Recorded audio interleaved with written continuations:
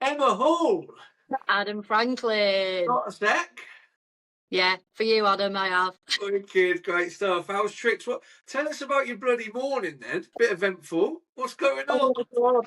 Some weeks are great. I got my first ever promotion last week, ever in my whole working career. So in trouble. This week, I have exploded my microwave, dropped my soup all over the kitchen, up the walls. This morning, dropped a coffee on my brand new cream carpet, and was considerably late to work and found a tree in the road. And I don't just mean a small tree. It was probably 20 foot. I'll send you a picture afterwards for context. Wicked. Okay, good. So, are you Other than typically... that, I'm fine. Well, at least the tree didn't get you. Do you know what I mean? So, I know. well, look at the positives. But are you a typically clumsy person, or is this just a new thing? Absolutely. Yeah, I am. I don't know if it's my star sign. I don't know. I would say it's being a mum, being busy and being stressed and overstimulated, but I've always been like this, so I can't use that excuse at all. Yeah, very clumsy person. Yeah. Fair play. Well, congrats on the promotion, man. I saw it on LinkedIn. Absolutely business, well deserved. Well, I say well deserved. It's deserved from a personal standpoint, but I don't know if you're any good at your job. So I do a lot of gabbing. My job basically is gabbing. So yeah, I think I'm probably well placed for that role. Wicked, man, great stuff. But yeah, as you know, I always start off with a bit more of a silly question. Yeah. So I'm going to opt for today if a complete Hull novice like myself, so someone who's never been to Hull, came to Hull and you couldn't speak to me, you just had to show me 3 items to best describe the place. What 3 items would you pick? You can't say any words. You've just got to put them on the table. I've got to go. Oh, that's what Hull is. What do you mean? I can't say any words. So you just literally got to put the 3 items on the table. So I'll go explain Hull to me, and you just put 3 things. Now, though? Yeah. You can speak now. Yeah. I thought you threw me into a game of charades. Thanks for that warning. Thanks for no heads up at all. Yeah. Hull, right? Okay. The first one would obviously have to be Chip Spice because we're famous for that. Okay. Have you heard of Chip Spice? No. Right. I've got a bottle of it when you come to Hull because you're coming to see us, aren't you? Yeah. Chip Spice. Nando's Peri Chip Salt. Yeah. But better, basically. Like we created it first, essentially. But it's called American Chip Spice. The packaging is American Chip Spice, which is bizarre, but it's always been a thing in Hull. I won't go too much into that because obviously it's I have to pick 3 things, but you have it on your fish and chips. So you would have for me, my fish and chip order would have Chip Spice, salt, pepper. No, Chip Spice, salt, vinegar, and gravy and mushy peas. So basically, it would just all be swimming. So that's one thing. God, what else would I say? Or what else would I give you? Items. That's really hard to find 3 things. I mean, we've got the Deep, which is a large aquarium, submarium type thing, and we've got sharks in it and stuff. Okay. So maybe a toy shark from there. Maybe a toy shark from there, yeah. And my third thing would be, oh God, it would probably be a model of the Humber Bridge. Right. Okay. Cool. Have you ever been over the Humber Bridge? No. Right. Okay. It's a toll bridge. It's a toll bridge, and it's a couple of miles long. And at one point, it was the longest suspension bridge in the world. Okay. It was built when my mum was a teenager. And people used to, on the lunchtime, they'd find a grassy bank, a verge on the banks of the River Humber and watch it being built. It's actually quite fascinating. Oh, wicked. That's cool. Probably in the 70s. I should really know the date that it was built. But yeah, it was once upon a time the longest suspension bridge. And then obviously Japan or someone took over and did one that's 20 times bigger. But yeah, Humber Bridge, yeah. If you're from Hull, you know the Humber Bridge. Cracking. So a model of the Humber Bridge, a toy shark, and some chips. Yeah, that we'll go with that. Yeah, that was really on the spot there. I wish I'd had a chance to think about that. That's the idea. Yeah, great stuff. All right, perfect. Thank you. Well, as you know, we've each got a session trying to help just one person. Usually it's me that it helps, so it always does the trick. A little bit of a loophole there. But I wanted to have a loose agenda. Whatever we go off on. I mean, me and you never struggle to talk, so we'll probably end up speaking about something absolutely. We run out of time, don't we? Yeah, exactly. Yeah. But I just want to kind of loosely put it around authenticity and being yourself. And I think me and you are as close to as that as we can be in general, and with each other, even though we've just kind of met as such, even though we haven't Yeah, I met. know, we've actually not met in person, but it feels like we've known each other for ages. Yeah, 100%. Yeah. So I want to talk about that in person bit as well, but mainly like how difficult it is to show up as your Mhm. honest, true self online. So, Yeah. I mean, LinkedIn's a cesspit for bullshit. So that's what I'm going to start with. But why do you think people find it so difficult and they have to say everything's rosy, everything's good? Why can't you think? So starting off with negatives, why can't people turn up online and just say I'm having a bit of a shitter? No, I think it's still a stigma. I think all the work that all of the charities are doing is amazing, but there still is a stigma there. I don't know whether it's workplaces need to change. I mean, workplaces do still need to change, and this I'm not going to start like bragging about my workplace being great, but I genuinely do feel like I found my place. Yeah, Like I feel like I can be myself. I can be authentic. But a lot of workplaces I've been in, I haven't felt like that. So obviously, if there's places, there's like big organisations that have got hundreds, if not thousands, of employees, they probably just feel like a number and that maybe nobody's actually that bothered. It's more about production than how the person actually feels. yeah, Um, it's a tricky one, really. I think more needs to be done for sure. I think organisations need to focus more on employee well-being and employee engagement, yeah, which is something that I've briefly dabbled in past roles. You know, like in looking at employee retention rates and the reasons that a company may be suffering from poor employee retention. There's lots of reasons. Obviously, it could be something down as simple as down to the salaries don't meet what the expectations are. But it's not just about salary, is it? It's about your happiness while you're there. And if you're yeah. working full time, you're spending a lot of time in your job. So I don't know. That's a really big question. I mean, what are your thoughts on it? What's your experience in your background in careers? Have you worked for big corporates? Have you worked for small businesses? Yeah, a bit of both. Most of them have been SMEs, not like huge companies, but there's been Yeah, I've been at one with over 100 staff and stuff, and it is yeah, you do feel a little bit more lost unless it's just in your team. And I think there's definitely that stigma still around of just keep it to yourself and crack on, particularly in target-driven businesses like ours, where you're supposed to be getting new business through the door and speaking to yeah. new people. Like you haven't really got a choice whether you feel or not. You just got to get it done. I know. So Yeah, there are some job roles where you can just go, right, today I'm just gonna have a bit of a me day, where I think where you're yeah. supposed to go out there and be the face of the company and stuff, you haven't really got a choice. You can't just go. No, I know. No, I know. And I always think if people feel that way, they really, and I know it's easy for me to say, but they really need to look at whether they're in the right place of work. Yeah, If they identify, people might be not their true authentic self and not even realize it, but if they identify that they don't feel like they can be themselves, they don't feel like they can speak to the line manager about how they are really feeling, they need to look at where they're working and yeah, potentially whether that is the right industry. They might be in an industry that's very emotionally demanding, very physically demanding, or if it's not the industry, the place of work potentially needs to change for them. yeah. Look for somewhere else that might fit their needs better if the employer isn't going to change. Yeah, yeah, 100%. And with you, let's just take Superfly for example. So obviously, you guys are a tight knit team from what I can see online, and through the other two girls that I spoke to there, Rachel Yeah, and Polly, and everyone seems like really really nice and sound. But coming in and saying I've had a shit weekend, or I'm feeling a bit down because yeah, this, or I'm on my period. You know what I mean? That sort of stuff's very different to I'm suffering with depression, addiction, yeah, stuff like that. So yeah, how do workplaces count? Because I've spoken to business leaders who are like, no, if my lads at the sales team are struggling with their business at home, they tell me. I'm like, it's not really what I'm getting at here, mate. That's called a friendship. But yeah. how would you move from saying I'm having a shit day to I'm really struggling with money, gambling, addiction, whatever it may be? How can workplaces help with that? That you've got to have external support in place, I would say, which is something that Superfly have really very much invested in. So, like you say, I could come in and be having a bit of a day. That's quite often. And poor Nick, most of the employees are now females, so there's always something wrong with one of us. We'll always be moaning about something, but that's anything. But we also, like as a company, have invested like a lot of time and resource in external support. So that's like we've got like a wellness well-being program. So we're working with a local PT who's been in the industry for like 20 years.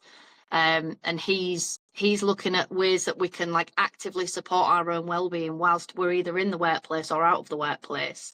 So that's all the usual health and fitness stuff. So assistance with nutrition and diet, fitness, everyday well-being, taking breaks from your desk. They're just the silly things that you need to sometimes remind yourself about. So that's one of the things that we've got. We also use a company that supply support for lots of different medical reasons. So you can also access counselling support through this this business. Basically, it's Health Shield, so they are essentially a health insurer. But you've got a lot of entitlement within that that you could access without having to actually speak to your employer. They don't need to approve anything, which I think makes a big difference, because potentially people might not want to reach out and get support if they know that their employer is going to be involved. Yeah. You know, they might be struggling with something like addiction or gambling that could be quite personal, and they might feel a sense of shame around it. This insurer that we, use particular, you don't actually have to speak to your manager about it. You don't have to speak to anybody at work. You have like a unique login, and you access it and you see what's available to you. You can speak on live chat to somebody there and then. You can access like online therapy support and counselling, but you can actually do in-person counselling sessions. That's something that I have taken advantage of myself quite a few times, actually, because I experienced quite a devastating loss 2 years ago, and I was really glad that I had the access to do that, because therapy is not cheap. No. You know, you can be looking at like £100 a session for some therapists that are trained in certain areas. So it's something that I have personally used, to my advantage, absolutely. Cracking. Yeah, well, thanks for advertising my competitors on this chat. I really appreciate it. That's good. Sorry. No, I'm only joking. But no, No, it's great that you had it there. And the third party, I've literally just done got a sex session with a guy called Tom, and we were saying about men's mental health and who they can talk to. And he's like, it's about who you talk to, not what you're saying, basically. And that third party thing's massive. But yeah, how are you with everything at the minute with what you went through a couple of years ago and stuff? It peaks and troughs, to be honest.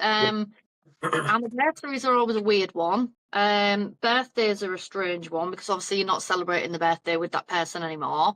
Yeah, the anniversary was tough, which was in April, because my daughter was just turned 1 when we lost my auntie to suicide. So it completely rocked our family entirely, and it hasn't been the same since. No. But yeah, it's really strange. The lead up, I think we've discussed this in the past, haven't we? Like, the lead up to an anniversary is always worse for me than the actual day. Yeah. I'm dreading it. Then the day comes and I'm like, oh, I don't really feel anything. I feel quite numb and weird. But the week leading up to it, I'm an absolute mess. Emotional. I'm thinking about, God, 2 years ago on this day, I hadn't got a clue what was coming up. I didn't know what the hell was going to happen. I thought everything was fine. My little one had just turned 1, and I'd had a rough time with the first year of becoming a mum. It was tough, mentally, emotionally, and I know that's something that's probably going to be talked about a lot more now, because we've obviously just heard the news of Hayden Panettiere passing, and I know we're still trying to formally identify her cause of death, but she really openly talked about her experience with like postnatal depression and things like that. And that's not, I wouldn't say that I've experienced postnatal depression, but I would say it was one of the toughest times emotionally I've experienced becoming a mum. And that's not something to be taken lightly. So I think when we'd got to the first birthday, we thought, okay, we're out of the trenches now. Things are going to start moving on the up. And then obviously we lost my auntie very unexpectedly. So like I said, it completely rocked us, and I have days where the littlest thing sets me off. I have many an occasion where I read a post on LinkedIn, and I'm such an empath. Yeah. Of course, I'm going to be sat at my desk in tears. Of course I am. Because I feel the grief now, and I felt the grief. I lost my dad when I was 14. Suddenly, again, he died in his sleep. That was 22 years ago. I still feel that same pain that I felt. Yeah. So you read something, and of course it's going to touch a nerve. And like, I'm so glad that people talk about things like that on LinkedIn, because like you said, it can be a cesspit of inauthenticity. Is that what you use to describe it? Yeah. It can be, and there is obviously with the whole AI thing. Like, there's a lot of people that are putting out content that's not authentic. But I would say that the content that gets the most engagement always, and it's not even from a business perspective, it's the stuff where people talk about personal experience. Yeah. Because you can hard relate to that, 100%. Yeah, definitely. No, I'll give it a tough time, but I love LinkedIn as well because I've met so many cool people on there. Oh, no, Like absolutely, yourself. I know you do. Yeah, and like we Yeah. met through LinkedIn, and I Yeah. was only thinking the other day. I think I heard someone saying that you'd reached out to them via voice note, and that Yeah. was what you did with me. You sent me a voice note, and I think in the voice note you said to me, "I know some people hate voice notes, but this it's my thing, so I'm just going to send you one and see what you think. Like, let me know what your thoughts are." And I thought that's really ballsy and bold. And I thought, like this guy, yeah, he's confident. So there's a lot of true, genuine people that are on LinkedIn, and I think, like I say, just going back to like the type of content that you post. I know it's important to post business-related content and industry and educational and all of your content pillars and things like that. But for me, it's the personal posts that genuinely hit the deepest. And Yeah. then I might look at that person's profile and then see that they might be in a business that I want to actually connect with and work with. And they maybe haven't done it for that reason. Like No. when I'm posting about losing someone to suicide, I'm not posting that to get sales leads. Absolutely not. I'm not thinking about that at all. But Yeah. I'm speaking to my community about things that have happened in my life so that they truly understand me as a person. Like that's the way that I try and be authentic. So it might be a lot for people. Some people might look at it and think, I don't want to hear about that. Yeah. That's fine. It's each to their own. If you want to hear about, you know, like more statistical based content, there's lots of people out there that are posting that. Yeah. So yeah, it's hard to determine really, I would say online. Yeah, 100%. Now, I always use the analogy like you said then about people not wanting to see that being too much from you. You see the LinkedIn, Facebook police, don't you, and all that sort of stuff. Yeah. But I Yeah. always use the analogy that I feel like LinkedIn is like me going shopping in the supermarket. No one's going to come up to me and look in my trolley and go, "I won't get that.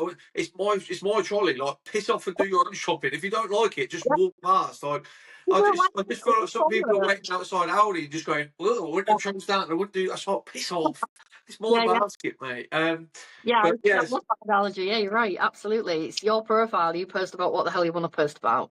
Yeah, and then they're the same people who, if I get in touch with them on a direct message after connecting, they're the same people who say, "I want to get to know you first, or don't come straight in with a sale," and then you post personal stuff and then moan about that. So I'm like, well, Yeah. you just shouldn't be here, mate. Yeah, yeah. You What do you want from me? yeah, Tell me right.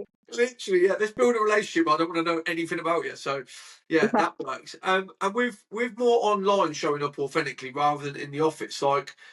Why do you think people always think they have to put the positive stuff on there? So, do you know what I mean the nice holidays, not just like nipping away somewhere for it just seems like everything's on steroids all the time online. I even had a chat with one of my male friends recently, and he said to me, he said, "I don't ever post anything about my holidays, my personal time." He said, "Because I don't do as much as other people do." And he said, "I wonder how they're succeeding more than me." And he felt like it was a bit like he was failing his family. So, do you think Right. that's the main thing, or? That's a really good question, actually. That's something that I would have to really think about. Like, I guess everyone's different. I know people that are really successful on LinkedIn that don't post anything about their their personal life at all. I think the internet's just gone a little bit mad. He is right, the friend that you're talking about. You know, like everything has to be the best thing that they've ever done. These like, you know, like that's just the world in general. You know, like holidays these days are like nipping to the Maldives for a week. That used to be the once in a lifetime holiday that you go on, and you know, like you'd make that the most special trip that you've ever had. But I think maybe people are living a bit of a lie. They've got caught up in that lie themselves and just feel like that, you know, that's what the internet expects of them, or that's what their audience or following expects of them, to always be doing these lavish things, and that's not reality.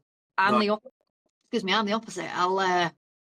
I'll have a coffee and think that coffee looks great. I'll take a picture of that. See it and think, why have you taken a picture of your coffee? It's the most boring post ever.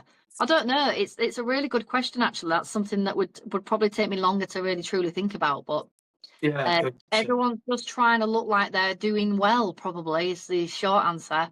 yeah, definitely. And you never, I Rather don't than really hear about talking about people's how they feel. mistakes. What's that? Sorry. Sorry, rather than talking about how they truly feel. Yeah, yeah, literally 100%. I never see many mistakes online either. I don't see anyone. It's always highlight reels. You know what I mean? I don't see anyone going, "I actually had a mail with this customer," or Yeah, we went on holiday and it was shit." Like yeah. I feel like everyone has to always think the decision they made has to be right, otherwise they look a bit like an idiot. Yeah, absolutely. Yeah. I think probably because whatever goes on the internet is there forever now. So Yeah, maybe from like professional perspective, people are thinking about their reputation. If they post something that didn't quite go to plan, what if a potential client sees that and thinks, well, they're a bag of shit, I won't work with them? Yeah, that's true. It's authenticity. You want to, you know, I don't know, it's hard because I manage the socials, the LinkedIn for Superfly now. And like, I'm just thinking, would I post something that went tits up? No, I probably wouldn't. Yeah, no. True. Yeah, it's true. I think on a company account it's more difficult. On personal account, so I know that it goes on because I've been there. But this is the second business I'm building now, and I know the first one I made so many mistakes that no one will ever know about. And I'm kind of I still keep a few under my hat with Huddle Up, but I try to say a few and let people know they're seen. But it is you're not going to go on there like you said and say I'm a bag of shit at this. Yeah, I know we've talked about ghosting as well, haven't we? And that's something that I've probably always been a bit conscious to post about because to me, I'm like, they've ghosted me. They must think I'm shit. If I'm getting ghosted, am I really very good at sales? But we've had this conversation before, haven't we? Where like it's just business. That's just life. Like it's not a personal thing. I think if you're an empathetic person, you'll take it personally. So you might have worked your ass off to pitch to a client, and you know, the whole team involved. You've had like conceptual design work done, and you've had all sorts of this. Like really creative talent put all of their heart and soul into this proposal and then to get nothing back. Like that is frustrating. Are you going to post the fact that you did that? No, you're probably not, are you? I don't know how that would the way around that, but maybe, I don't know, people do just need to be a bit more authentic. Maybe people need to post their carpet covered in coffee. Yeah, exactly. That later on. Don't you worry about that. I will happily say when stuff's going wrong. And I think when I do post on my personal profile about stuff that's gone wrong, it's because I do want people to know that life isn't always perfect. Yeah, you do post a highlight reel. Yeah, I got a promotion last week and I'm really proud about it. This week's been a bit of a calamity. Like that's life. Life just have its ups and downs, and you do have to just carry on and laugh about it. I wasn't laughing this morning, I'll be honest. Yeah. But I'm laughing now. Yeah, 100%. We're going back to that ghosting thing though. I will die on this hill. Like, if I'm reaching out to someone cold and they don't get back to me, that's up to them. That's their prerogative. They haven't engaged. But if you've engaged with someone, they've sent you a proposal, you spoke about their thing. To anyone in the procurement or decision making process, just reply out of common decency. Like, don't be an arsehole. It's not difficult. If it's too expensive or you didn't like the design, just tell us. We're big boys and girls. We can deal. Yeah, I do find it incredibly rude, and we have talked about this a few times, haven't we? It's just common decency. I have to do it in certain situations, and I'm like, I'm going to give that person the credit and respect they deserve because they've rang me twice. I've missed the phone call genuinely the first 2 times. I'm going to call them back and just explain the situation, and if it's a no, it's a no. They'll deal with it and they'll move on to the next lead. Yeah, 100%. No, definitely. People do that though. It's so annoying. Like it's so annoying. You're a decision maker, so make the decision. Yeah, and then I feel like such a little pest. Do you know what I mean? I feel like such an annoyance. I'm like, well, I sent you the proposal 3 months ago. I've tried emailing and calling 4 times each, and you just ignoring me. It's just weird. It is baffling to me. Absolutely baffling. I mean, and this is a really childish thing to say, but like it says more about them than it does about us. Yeah. Like there's obviously a reason that they're obviously an avoidant personality type. Like there's a reason that they don't want to tackle that situation and have that conversation head on. I don't know what the reason for that would be, but it's not your pitch. Don't worry. You tried your best. 100%. No, I get it, definitely. Right, so before we get on to wrapping it up and adding a song to the playlist stuff, I'm just one last thing on, if there's someone listening to this or watching this at some point that thinks, I want to be more authentic online, I want to have some balls and be myself out there, but something's holding them back, what would you say to that person? This is really cliche, but just go for it. What's the worst that can happen? The post flops. I've had many posts that have flopped. Yeah. That you spent longest thinking about and rewriting multiple times and asking ChatGPT to help you optimize it will be the ones that flop. Yeah. If something comes into your head, or you see something funny, or you see something industry related, if you're a designer and you see a really cool design that you love, or something that's just been launched that's maybe a bit controversial, or rebrand or something, post it. Yeah. You'll probably get more interest from something that you've just off the cuff posted than something you've spent too long thinking about, because people will realize you've polished it and they don't want that. They want authentic content. That, like, personally, that's what's always worked best for me. Like I say, I do still have posts that flop. I'm like, right, okay, I'll look into why that flopped and try and turn it around. But it's just a social media page. I don't think people need to deep it too much. 100%. No, I totally agree. I was speaking to someone online the other day and said, like, think of someone on LinkedIn. If they post something positive, you'll half remember it. If it's something that's a bit shit or that flops, you forget it in 5 minutes anyway. So it's only your good stuff that people are going to focus on. Anything that's a bit shit, they'll just scroll past it and forget it in 2 minutes. So, or not even interact with it, and it just disappears into the ether. yeah. That's the worst that 100%. can happen, isn't it? It's a post at the end of the day. It's not a job interview, so it's fine. Yeah, absolutely cracking. No, legend, love it. Right, so the big all-important question, the difficult one, you've got to add a song onto the Got Set playlist. Oh my god! I was supposed to think about this all week. And maybe you've got Holly in the office who might see this, and she's going to absolutely be watching this bit with eagle eyes. Absolutely terrible. What can I write? It doesn't have to have any context whatsoever. No context whatsoever. This is really random. Well, it's not really random. I'm a massive Queen fan. Okay. But one of the songs that I love most is quite a sad and slow one, but it's These Are the Days, or Those Were the Days. Okay, awesome. That's great. No, I love not rugby, but it's fab. No, it's cracking. I only got into Queen about 2 years ago. Literally, for ages, I was just like kind of dead against them. I was like, no, they're rubbish. And then something just hit one day, and I was like, I get it. Yeah. Frontal lobe developed then. Yeah, that's it. It's still not there completely, but we're getting there, man. We're getting there, 100%. I have my dad to thank for. Even I was 14 when I lost him. He was massively into music, and our study, which then after he'd passed and the world progressed, became the computer room. Yeah. He used like a stereo in there and like a record player and these big old-fashioned headphones and stuff. And he had a huge collection of CDs and records, and that was one of the things that we used to do together. He'd like pop the headphones on me, and I'd listen to whatever he was playing. It'd be like Prince or ABBA, like a big ABBA fan. That's because of my dad. But yeah, Queen and Freddie was an act that he was a big fan of. So yeah, that's why whenever I hear that song, I think of my dad. Awesome, that's great, man. I can't wait to put it on in the mix. Yeah, each one of the people out, I do listen to it through as well. So yeah, awesome stuff. I'll get it on there. But listen, thank you so much for coming on. I really appreciate it. Gabba will do it again at some point, multiple times, because we love a Gabba. But yeah, I've got so much love for you, mate, and we'll catch up soon. Yeah. Yeah, fantastic. Thanks, Adam. Legend. Catch you in a bit. Bye. Bye.